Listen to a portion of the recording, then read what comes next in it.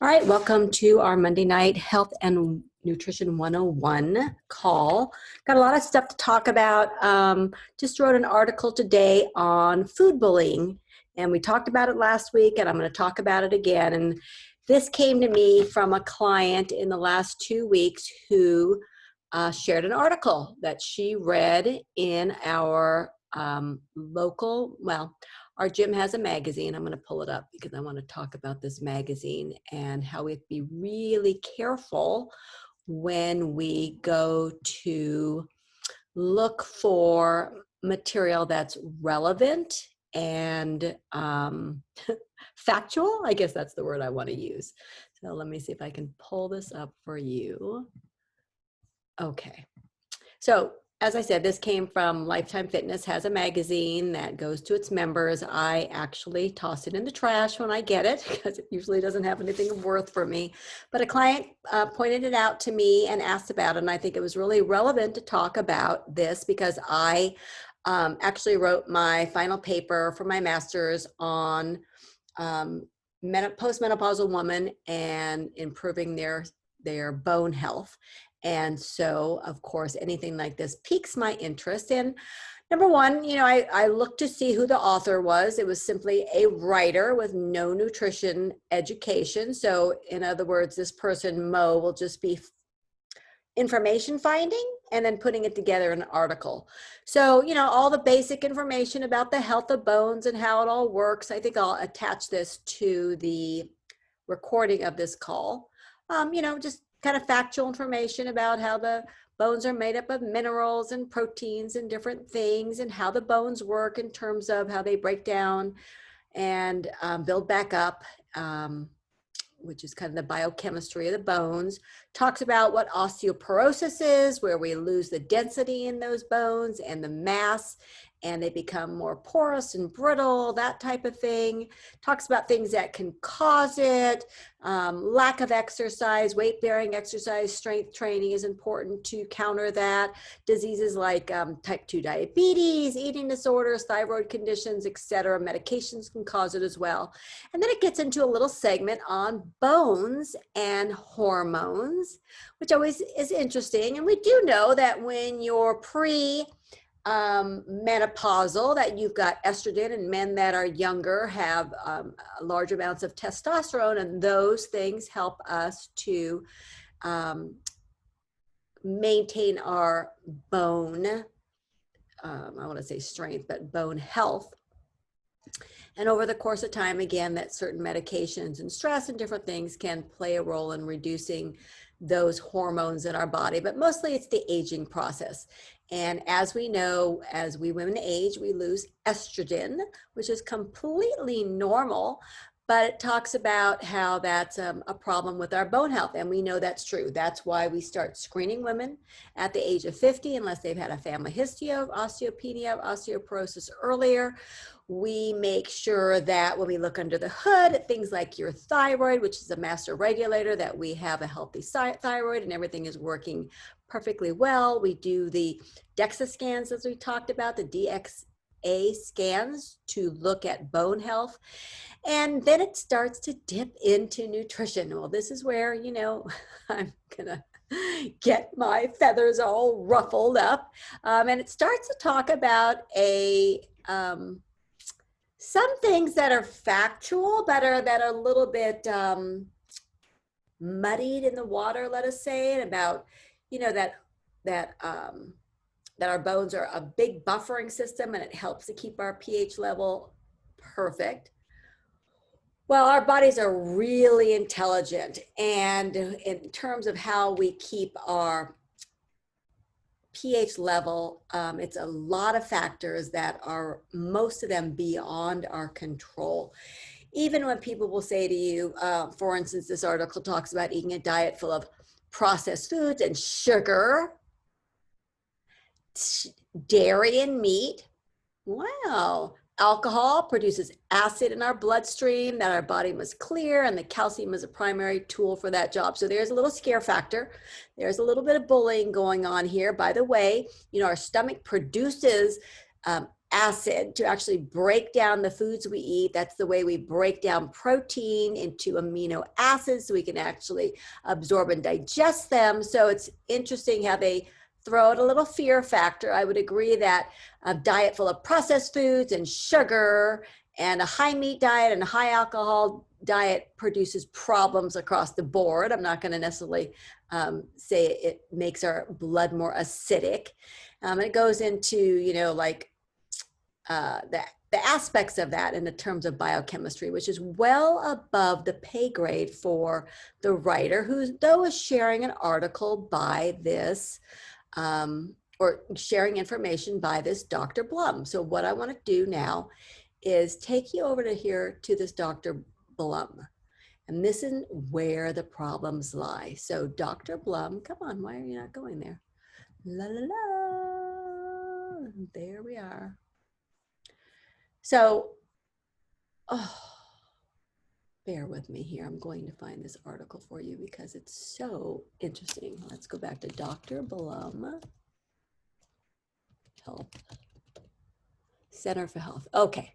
So then I delved in, not that any of you would ever do this, and I looked into Dr. Blum. And I think it's really important to look at Dr. Blum and what she talks about. So she is an integrative doctor. Now, she's a medical doctor. She has all kinds of training. The problem with integrative doctors, in my opinion, based on the fact that I had my internship with an integrative doctor, is that they charge a lot of money. They don't take insurance. So there are huge problems there. They are really for people who, you know, have extra funds to spend on their medical care, which is not the majority of the population, which makes that kind of elitist mentality, meaning that only the rich get to have this kind of care, which is wrong. It's just like saying that, you know, you have to buy organic food because otherwise the conventional food is, you know, toxic to you. Not true. Our food is safe, and you do not have to buy organic produce. We want to buy produce that is fresh and, you know, comes to us as quickly as we can from the farm so that we have more vitamins and minerals, nutrition in general. But in terms of buying organic, do not be bullied into it. It is not something that you have to be part of. But it's interesting that this gal talks about this particular knowledge that we know that a large portion of our immune system lives in our gut. And that's why it's so important that we have a healthy microbiome. And we talk about that it starts really in your mouth, at the top of your throat, all the way down to the tip of your anus, where we have these bacteria that help us digest food and help keep us healthy. They can also cause a lot of harm. And so she gets into, you know, all of these aspects of the gut. And then, as she says, in functional medicine, the intestinal barrier with damaged tight junctions, and these are words that they love to use, can cause a leaky gut. So this is one of those topics that I really take offense to, because in order to fix this dysbiosis, which they call it, in your gut, it's important that, you know, they're saying that a poor diet can be part of it, 100%, that antibiotics, uses of certain medications, especially antacids, stress, and many things can cause a damage to your microbiome, all that good bacteria that we need there to help you digest and absorb. The issue is when we go to how do we rebuild that microbiome and repair your gut? And so, you know, change your food. So this is where I you know, get a little bit uptight about the things that are suggested. So she talks about increasing your fruits and veggies, all about that. And then she throws some, you know, little buzzwords of polyphenols and biflavonoids and fiber. Yes, those are all part of those type of foods, and help to improve our gut microbiome 100%. But then she says you need to remove foods that feed the bad bacteria, like sugar. Well, you can have sugar in moderation. Certainly your gut microbiome doesn't necessarily differentiate between fructose or sucrose or glucose, the different forms of sugar that we can ingest. She talks about processed flour products. Well, I do agree that I would prefer you to eat whole grain products for a multitude of reasons. Alcohol, we certainly want to limit our alcohol. And she says, and too many animal products. And then she gives a number, more than 30% of your daily diet. What exactly is 30% of your diet in animal products? Are we adding up the amount of protein that you're eating? Are we adding up the calories in those animal products? I'm not really sure. And remember, animal products is not just like meat and chicken and poultry, that it also would be dairy and eggs and cheese and all of those things. So she says you might also need to test yourself for food sensitivities. Oh, the efficacy behind these food sensitivity tests are poor. And then she says, and you might be sensitive to foods and might need to remove gluten and dairy and soy and corn and eggs and nightshade vegetables, which us poor Italians would be screwed because it's eggplant and onions and tomatoes and those type of foods. I can't even talk about Dr. Blum anymore. The thing is that people pay her a ton of money to go see her. She then wants to treat your dysbiosis by doing a gut cleanse, and she has a 10 or 30-day gut cleanse program. Guarantee you that costs a ton of money. And that, along with removing all of those foods, doing an elimination diet, doing a gut cleanse, you now need to buy supplements so you can get your probiotics. Holy Dr. Susan Blum, who is an MD and a MPH. She's a very smart cookie who is 100% taking advantage of people like you and I, and we are not going to take that anymore from people. So let's talk about this. Let's talk about the fact that I've had a couple clients, including myself, who have decided that we're taking a little bit of a social media cleanse. And I think it's important to discuss. I made a decision to do it. I have another client who's made a decision to remove herself from social media because of all the negativity that we see. So step one, you have to decide if social media is driving your anxiety. And if so, you might need to take a break. What I found out about trying to take a break from social media is that my personal Facebook page is attached to my business Facebook pages, and therefore I couldn't just deactivate my Facebook account and take a break. I had to go to extraordinary measures to remove all of my friends on my public Facebook page, my personal page, so that I can continue running my private Facebook group and my public Facebook group for Mama G's. And that was that for me. What I would recommend to you, if you're interested, and I mentioned this to another client who is looking to take a break but still wants to have access to the Facebook group, our private Facebook group, is you simply can deactivate your existing Facebook private page and make an alias page that you keep completely private, and don't accept any friends on. And then you can simply ask to come back into our private Facebook group so you could have access there, because a lot of clients really enjoy being there. They like to see people's posts and recipes and encouragement and exercises. But have no fear, you should be getting every week, Monday nights, a weekly roundup that kind of recaps a lot of that's been on there. You get your new recipes for the week. You get any live calls. You get a copy of this as well. So that's my little social media. You want to take a cleanse of social media for a little bit. That's a way to do it and still stay connected with us. We'll be here no matter what, promoting really healthful, wonderful, motivational ways to lose the weight most of you are looking to lose and improve your health at the same time. So we'll talk about that. So I think I've talked about the fact that I've had a lot of clients, several clients, who have asked me a lot of questions about particular foods. And I think it's interesting when you ask about a particular food, because in my experience, you ask about a particular food because you either just like read an article like we saw on dairy, listen to a podcast on the benefits of lion's mane mushrooms that you can get as a supplement, in your coffee or tea. Wow.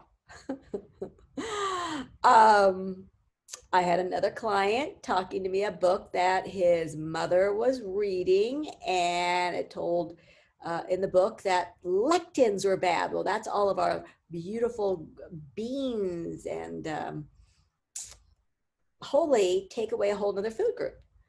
And then we just talked about this Dr. Blum taking away soy and corn and all of those beautiful, wholesome foods and nightshades as well. Poor Mediterranean lifestyle there. And we really, really, really have to be careful.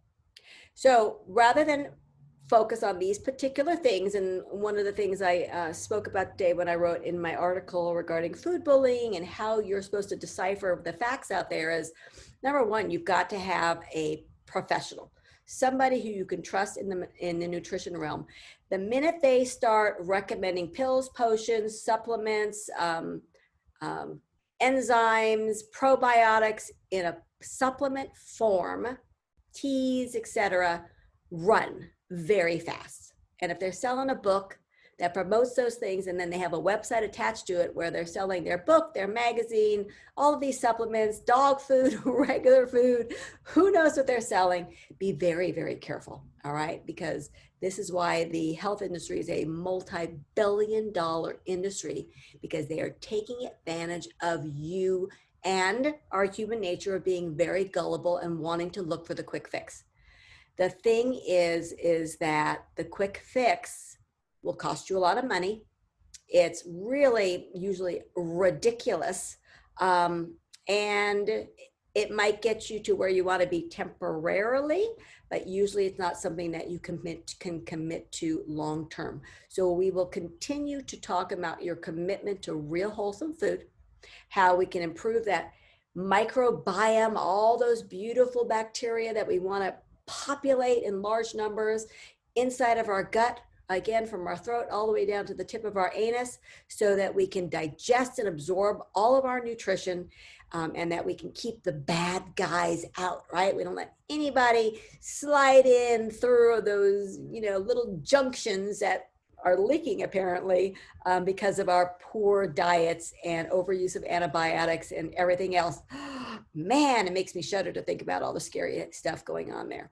So one of the things that we talk about in detail, and hopefully you guys have listened to all the lessons in the Mama G lifestyle, is the need for improving your gut microbiome by incorporating some probiotics. But we talk about it in the MGL in terms of using foods that provide you with those probiotics, those living organisms that help to promote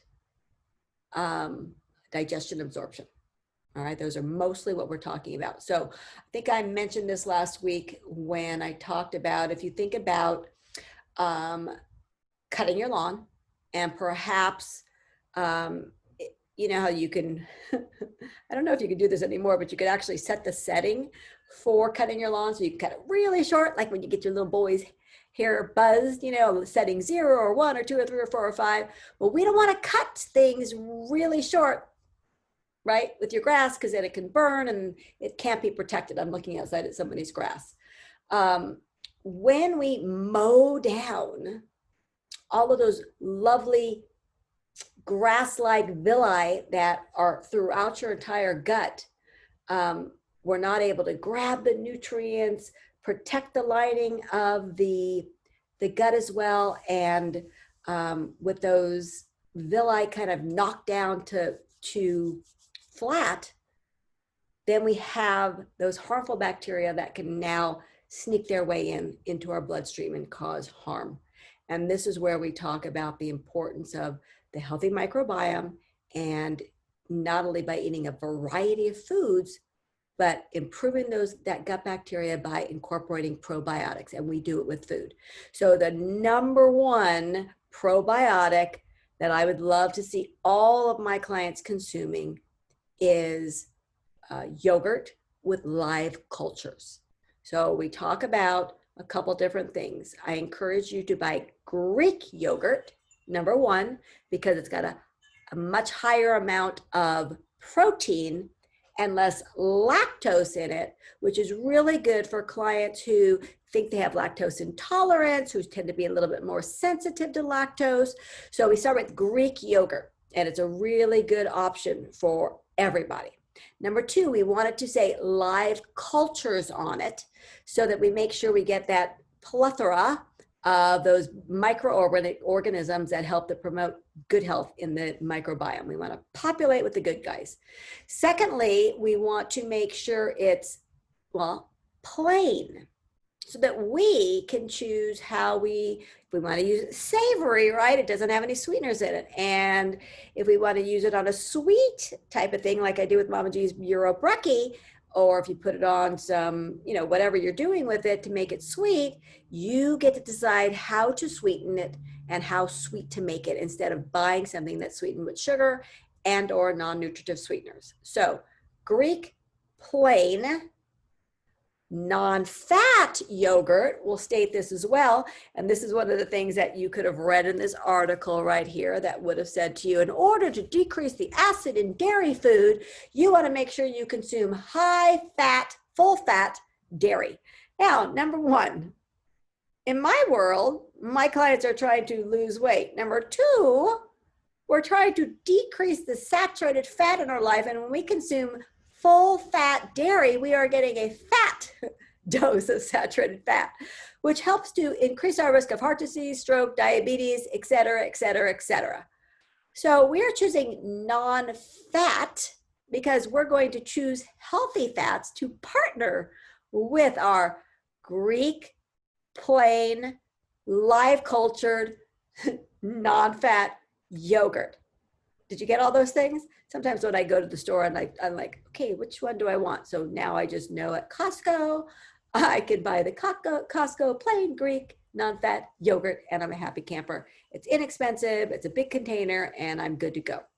So as a number one for us when we're choosing a probiotic source, including Greek yogurt in your life most days of the week, if not every single day, I would highly recommend it to you. So step one, Greek yogurt, and those probiotics help to improve our digestion. It helps to decrease depression. Can you imagine? Because of that gut-brain axis and improving that microbiome, we can actually help improve our mental state. We know it will improve our heart health.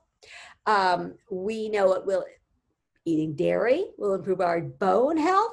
We can help to decrease our blood pressure by eating the dairy product.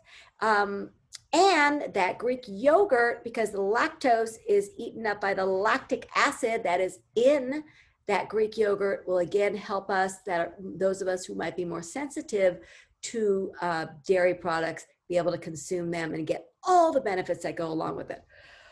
Woo! Okay, step one. Step two, kefir.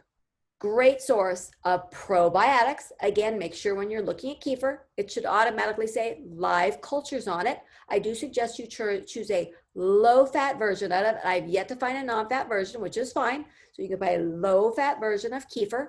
I would buy a plain version. And this is a liquid yogurt. And this is a great option to, again, mix it up, because your milk has its own set of nutrients, your kefir has its own set of nutrients, your Greek yogurt has its own set of nutrients. So when we're working through our calcium/dairy/protein sources, kefir is another great one to choose. It is delicious to use in a smoothie. It's kind of the perfect balance of thickness. So you can mix it up with, puree it with frozen fruit, and it's really a great option, and again gives us another option when we're looking for that calcium/protein source. A few other foods that have probiotics are going to now fall into a little bit of a interesting category, and this is definitely depends on your taste factors, but sauerkraut is one of these foods that potentially could have live cultures, probiotics in it, but you would need to choose a sauerkraut that is not pasteurized. So you will typically find this in a jar or a package in the refrigerator section. And usually it'll be more in a Sprouts, a Whole Foods, those type of stores that have a little bit more variety to them. But it is a nice source. I do ask you to be concerned about the sodium. It's one of those things, if you enjoy sauerkraut, maybe you might include it in a, maybe you'll do a chicken sausage meal and a whole grain bun with lots of veggies, including some sauerkraut. That might seem appropriate, but it's not something that I would necessarily want you consuming on a regular basis. And this is why I'll say again, like change it up. Each one of these foods that offer probiotics offer, again, their own probiotic mixture. When you go to buy a probiotic from the store, it'll often say that it has billions of bacteria in there. The problem we have to worry about is that you're dosing yourself with too much bacteria, which can cause a lot of what Samantha Bee would call bubble gut, which we certainly don't want to cause. And we can also limit ourselves to the different types of bacteria that can be useful to our gut. So again, by consuming lots of different sources of foods that have probiotics, we'll get lots of different diversity within our gut throughout the course of the day, the week, the month, the year. Along with the sauerkraut, the unpasteurized versions, some people like kimchi. Now, I actually have kimchi in my refrigerator. I bought it at least 2 months ago. It's still good. The date on it is still good. It has live cultures in it. And I have yet to open up that darn probably $7 package of kimchi because it's just not on my radar. So I need to go down there tonight and pull it out and taste test it for all of you. Again, another opportunity to increase the diversity of your microbiome. But one of the things that I do use, and I had a client ask about this, so I'm going to talk about this, is kombucha. So kombucha is a combination of the mother, right? You've heard of that mother. You'll see it in sourdough bread. You'll see it in natural, I'm not saying natural, but you'll see it in certain brands of apple cider vinegar. When you see that, matter of fact, it looks like a blob inside of it. And our roommate Troy said to me, look at this, what's in this? It's something's wrong with this apple cider vinegar. And I said, no, it's not. I said, look at the label. And on the label, it says includes the mother. That is those probiotics. And so you need to shake it up. And so the kombucha is this combination of black tea and probiotics. And then it includes some fruit juice, which helps the fermentation process with that lactic acid. And therefore we get this kind of a little bit of a fizzy tea. And I buy the brand Synergy. And there is no added sugar, so it's just fruit juice. So they have like a guava goddess and a trilogy, which has different kinds of things in there. What else do I buy? A watermelon. I buy it at Trader Joe's. I've seen it at the grocery store. I will drink a half of a bottle, which is about 25 or 30 calories. So that tells you right there that there's not a lot of added sweetness. And again, this is added with the with fruit juice over using sucrose. And I do it every other day, and it is a way for me to help populate my microbiome. It's tasty, I enjoy it, but I really, don't suggest you go at it hard. A bottle a day would really be troublesome for you. It can cause gastritis because of all those microbes in there. If you're new to it, just take a quarter of a bottle every other day for a week, something like that. Share a bottle with somebody, but it's, again, another way to just kind of round out and improve the diversity of that microbiome if none of these other things sound interesting to you. The good side of it is that we do see this, these probiotics in natural cheeses like Gouda and mozzarella and cheddar and cottage cheeses. So again, this is why we eat a really wide variety of foods within the Mama G lifestyle, so that we are not only populating that microbiome, but then we're also eating foods that are prebiotics that help to feed the probiotics, the microbes within that gut. And those are foods like cruciferous vegetables like cauliflower and kale and arugula and broccoli and all of those things. So again, a wide variety of foods across the board are going to help us all the way around in terms of improving that gut microbiome, rather than just taking a pill or a packet, which costs a lot of money. All right. Don't allow people to bully you into believing that you've got to take all of these supplements, which, by the way, have zero regulations, and we have no idea which we are truly getting.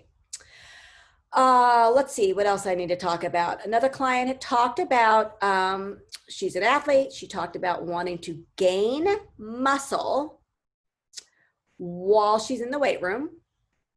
Okay. And maintain and increase her efficiency and explosiveness. Wow, that's a lot of ask there. And so let me just tell you this.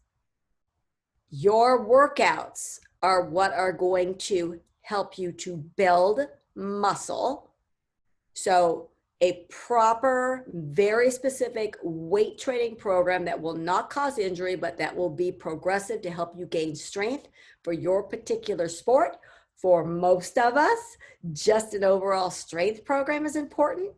And in terms of that efficiency and explosiveness, that again has to do with the type of workouts you're doing.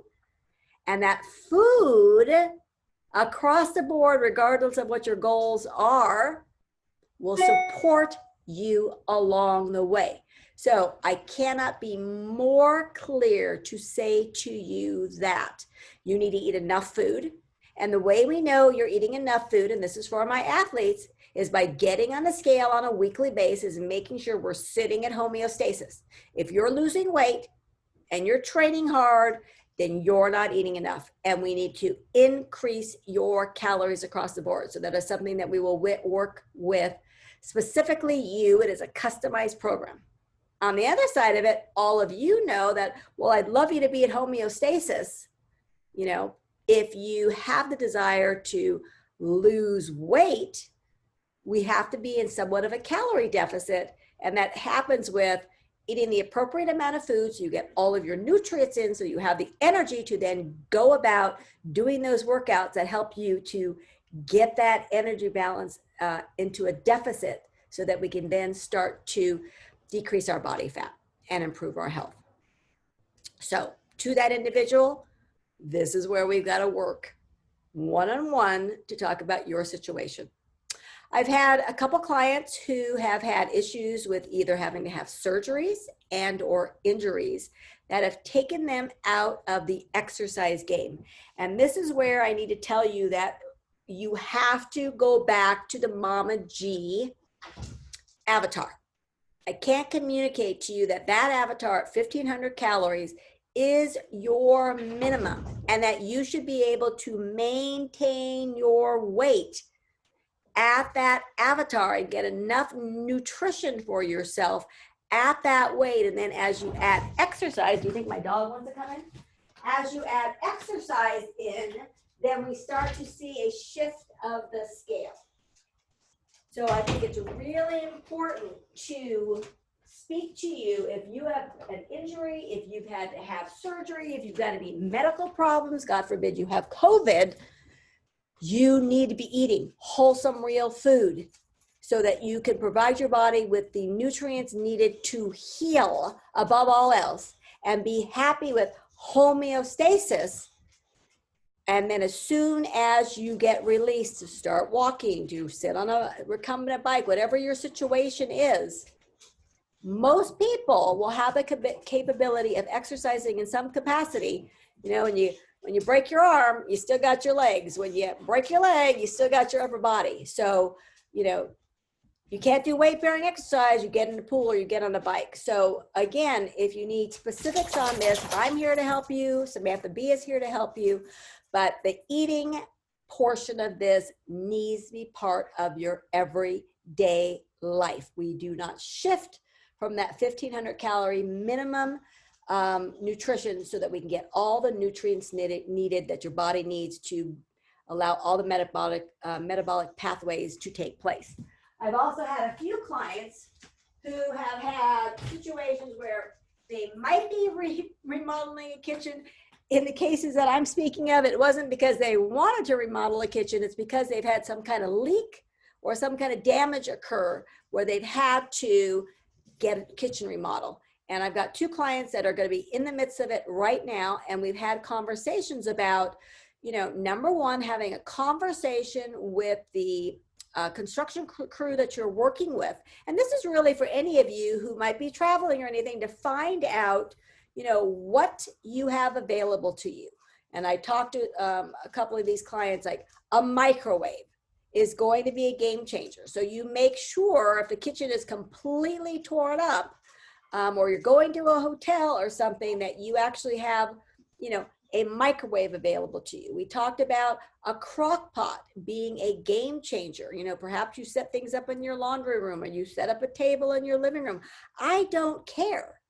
That refrigerator still gets plugged in. You might lose your stovetop, you might lose your oven, but between a microwave, a crock pot, I said either an Instapot or a rice cooker, and you could even do a barbecue. Those are my things. And then the other thing, worst comes to worst, is that you could do a electric skillet.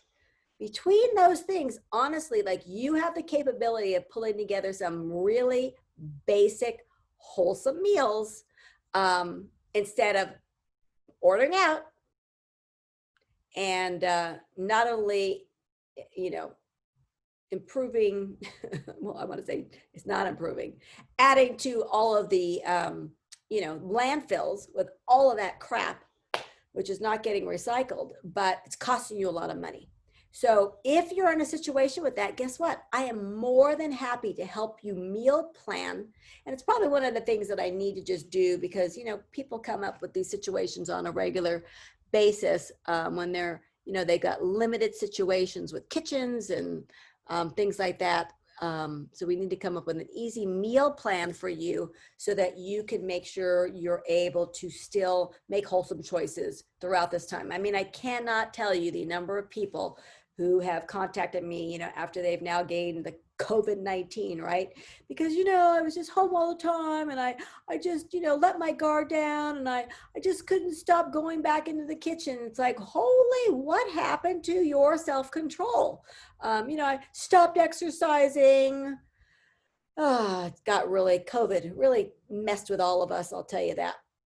A couple more things I want to talk about is, I have clients across the board who, you know, on occasion think they want to become a vegan or a vegetarian. Now, a vegetarian is typically lacto-ovo, which means they eat dairy products and they eat eggs. Sometimes you'll get a pescatarian who will eat fish, or people kind of make their own rules in terms of it. But, you know, you really need to ask yourself why. This particular client that I'm talking about had felt an ethical pull to becoming a vegetarian. And that's fine. You know, this is a no judgment zone. If you want to be a vegan or a vegetarian, that is completely up to you. I am here to help you maneuver through the obstacles of being a vegetarian and a vegan and still getting proper nutrition. But you really have to feel solid about your why. And if there's an ethical reason for it, an environmental reason for it, then hey, all the power to you. But, you know, do not let people bully you into believing it's the right thing to do. You have to be able to look for the facts, the science, and everything behind it, to determine if it's really what's appropriate for you and potentially your family if you're cooking for them. She had mentioned that she literally was not feeling very satisfied with her meals, and I agree with her. I do encourage all of my clients to consume more vegetarian and vegan meals every single day.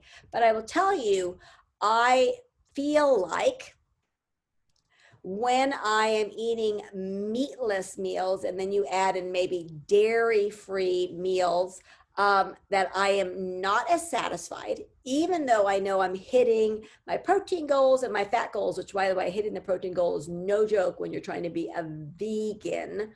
But that I do like look forward to my chicken and my fish and certain animal produce, and I really enjoy dairy. So I will never be a vegan or a vegetarian, but I will enjoy vegan and vegetarian meals throughout the course of my week, for sure. So, if you're not feeling satisfied, we really need to look to make sure that we're really hitting the mark in terms of your protein. And again, getting adequate protein without adding like a protein supplement for somebody who is a vegan is completely counter to what I believe, right? Because I believe in eating real wholesome food. So we're going to have to work hard at it. And there's going to be a lot of cooking and a lot of preparing. And it's not going to be so easy to pull meals together. But if that's what you want, Mama G has got you by your back, and I will help you achieve your goals there. The other thing I wanted to mention with this same particular client, but in all honesty, I see it across the board and I have seen it with me, is as we age, we start to experience feelings in different parts of our bodies. So I'll tell my story and then I'll use it, because I think it's a good situation. Because I'm very athletic and I exercise most days of the week, sometimes multiple times a day, I ask a lot of my body, and it's really important that I feed it appropriate calories. And my goal in terms of that is homeostasis. I don't want my weight to fluctuate. I want to be able to provide myself with the nutrition needed to get through my workouts, to make sure I hold on to my muscle mass, potentially gain muscle mass, and hold on to my bone mass, and potentially gain bone mass. So I have a very strict protocol that I follow to make sure I eat enough calories on a regular basis. Meanwhile, the things I'm doing are potentially causing me discomfort. So I definitely have degeneration in my lumbar spine. I definitely have degeneration in my cervical spine. And I have done pretty much everything I can in terms of reaching out into the medical community to get help. I have done chiropractic. I go to physical therapy on a regular basis. I have had injections. I've had radio frequency. I've done lots of things over the last 20 plus years, because when I was young, I did do a lot of weightlifting and was a little bit abusive with that weightlifting. And I'm sure a lot of it, was caused by overuse. And over the years, I've had shoulder surgeries and broken ankle and this and that and the other thing and elbow surgery. But again, because I'm got a little bit more of a risky behavior, but to me, it's completely worth it. I also know that I have, because of my cervical issues and lumbar issues, that you have to realize that all the nerves that are fed through your spinal column go through your entire body. And so if you've got degeneration by no fault of your own, simply of the aging process, or perhaps an accident or different things like that, there's likelihood that you've got numbness and tingling, different things that you're feeling in different parts of your body, that number one, I would like to use the medical community and the experts, people like orthopedic surgeons and pain management doctors and things like that, to see if you, and physical therapists, to see if you could help yourself improve your pain level. I don't necessarily know that or believe that you're going to reduce it. Well, not reduce it, eliminate it, but I think we can reduce it. I believe that eating real wholesome food is going to set us up for success. So we're getting all of the nutrients we need. So I'm going to tell you right now, I can't do any better with my nutrition, but I started to have some pretty significant pain in the joints in my thumbs. So immediately I'm thinking, well, I have a cousin with rheumatoid arthritis. It's, something that could be genetic. I certainly can have it. It was really my only pain. It kind of came and goes. I have some weakness in my hands and things like that. And so, number one, I get regular blood work to make sure there's no red flags across the board there. And then I went and saw a rheumatologist. And the rheumatologist runs a whole extensive panel of significant blood work that has efficacy behind it, which means he can give us some really good information. We also had baseline x-rays of my hands, my knees, my hips, my ankles, so that we can see if we see any inflammation that is in excess of the aging process, right? So osteoarthritis is something that is part of the aging process, inflammation in the joints, and it's something that most of us will have as part of our aging process. Again, we can do things to reduce our inflammation. One of those things is exercise. One of those things is eating wholesome food. But there are just certain aspects of aging that we don't have control over, especially if there's genetics, especially if we have autoimmune conditions, different things that can turn on due to lifestyle factors, genetics, what we're putting in our mouths, exposures, all of those things. The good news is that I have no factors that point to any autoimmune, any type of rheumatoid arthritis, any of those things. Also, when you look at my hands, I have no arthritis in my joints, yet I still have this pain. And so I mention this because I have clients that want to like blame food. Food gets blamed on every ailment, every gut, just everything in your gut, your shoulder, your head, like food gets blamed for everything. And I really want you to take a back step. And this is when we really need to look at family history. This is where we look at genetics. This is where we really kind of start to delve into things together. And this is where we talk about potentially seeing some experts in the medical world that can help us determine if there is an organic cause for pain, discomfort, things that are happening in your life, things that are worrisome. That's why we have all those preventative screenings. Or is it just part of the aging process? And what can we do to help it? And one of the things that we do, or I do, is I go to physical therapy, and I know that when they work on my neck, that I have decreased or eliminated pain, at least temporarily. And it's just something that I've got to commit to. And different stretches that I need to do, nerve glides, and different things that help with the pain here. So I feel like I'm in a good spot. I know that I don't have an autoimmune that's causing it, which is a big relief to me because, you know, any kind of disease process is scary, especially when you look to the long-term effects of things like that. That's why when we see people who have prediabetes, like it makes me, and they ignore it, like the repercussions of ignoring disease processes can lead to diseases that now harm your health and can shorten your life. I was just listening to a doctor who does surgeries on the esophagus, and he was talking about the problem with people who have GERD, which is gastrointestinal reflux disease. So there's all kinds of diseases that go with that. But when you allow those diseases or those problems like reflux and acid indigestion and gastritis and different things like that to proliferate, that it could actually cause you to turn on the cells and to become cancerous. And so even something like that, when something is, you know, is acute and you have a problem, deal with it. When you let something be chronic and you're dealing with it on a regular basis, there are ramifications of that. It's just like cancer cells that go rogue.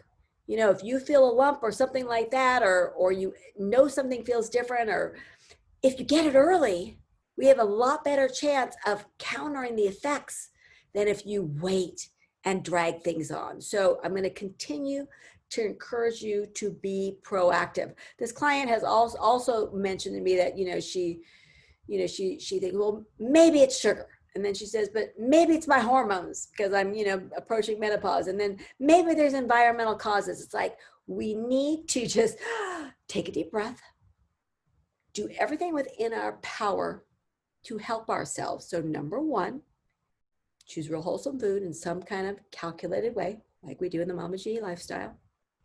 2, we need to exercise on a regular basis, following something like the fitness macros, which is on our website, where we talk about doing some cardiovascular exercise, we talk about a strength component, we talk about mobility, are all things that you can control and that will be beneficial for your health and your ultimate goals.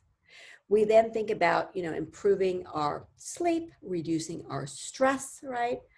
Meditation, yoga, reading books, just calming ourselves down, eliminating things that are toxic in our life, people, social media, excess alcohol, red meats, reducing those things, less processed food, less sugar, reducing, or eliminating soda and non-nutritive sweeteners. Like, we have so many things that we can control that, for the exposures that we have no control of, and for the environmental factors that we have no control over, and for the genetics that we have no control over, the hope is that for the things we can control, that we can actually allow those, not, let us say, stimulate those cells to be activated, right? We all have these genes that kind of sit dormant, and then at one point in time, something causes them to be stimulated.